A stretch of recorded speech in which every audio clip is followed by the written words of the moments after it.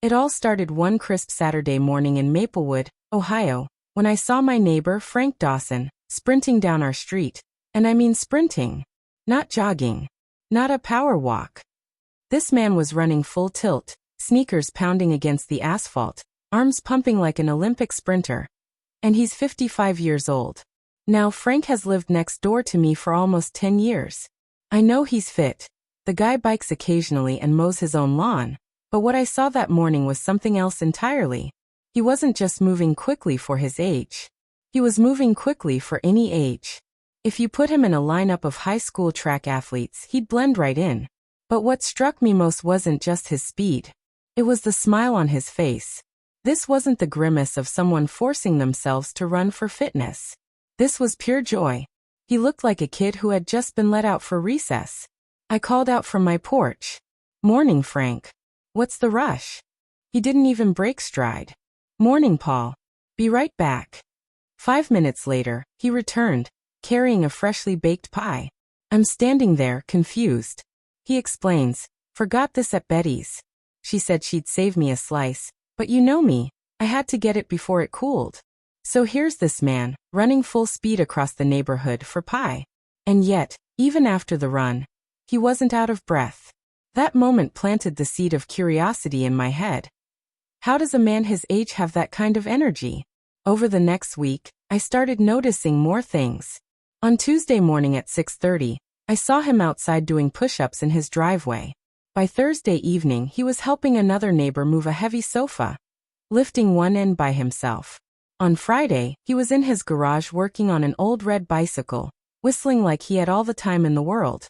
It was baffling. My coworkers complain about being tired by lunchtime, and here's Frank, seemingly powered by some secret internal battery. Finally, my curiosity got the best of me. Saturday afternoon, I walked over with 2 mugs of coffee, a piece offering to open the conversation. Frank invited me into his backyard. It looked like something from a home magazine. Neat garden beds, a small wooden shed, and a hammock swaying between 2 maple trees. I handed him the coffee. "Frank, I've got to ask. What's your secret? You've got more energy than anyone I know, and I'm half your age." He laughed. "I was wondering when you'd ask. I braced myself for some expensive supplement routine, or a crazy workout schedule. But instead, he leaned back in his chair, took a sip of coffee and said, 'It's all about compounding joy.'"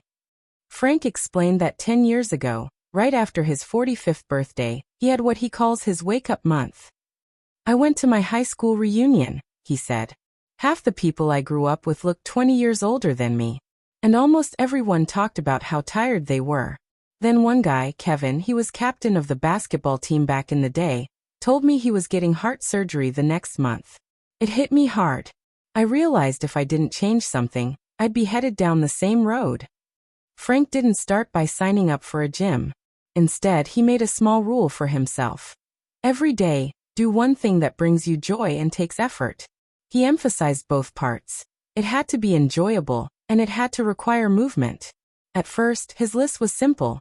Play catch with his nephew, fix his old bike and ride it, go for a walk to buy fresh bread from the bakery, rake leaves while listening to his favorite jazz records.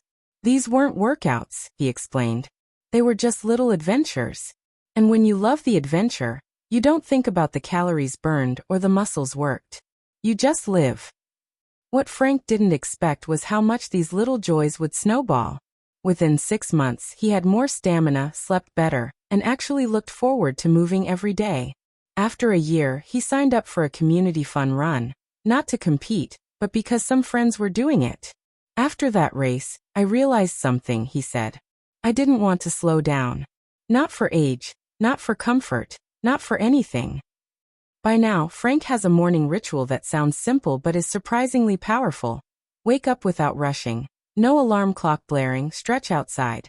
No matter the season, move for joy. Sometimes it's cycling, sometimes gardening, sometimes tossing a ball for a neighbor's dog. Eat real food, eggs, toast fruit, but no sugar bombs or energy drinks, and plan one fun thing.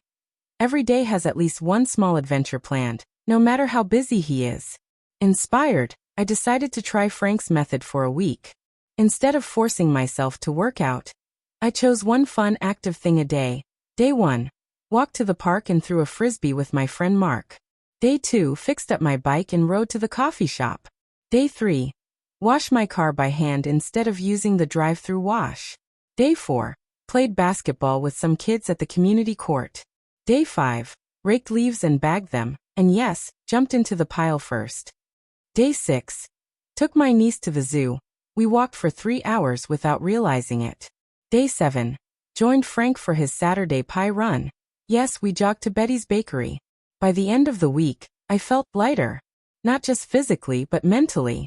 I actually looked forward to moving because it didn't feel like a chore. Frank summed it up perfectly. People think energy is something you need before you start. But it's the other way around. You earn it by moving. And if you make that movement joyful, it doesn't feel like work. It just becomes who you are. I realized the reason Frank seems so youthful isn't magic, and it isn't luck. It's the daily choice to live like life is worth showing up for, with curiosity, with effort, and yes, sometimes with pie. And that's how my 55-year-old neighbor became the most energetic person I know. Not because of a fancy secret, but because he figured out that joy isn't just a feeling, it's a habit.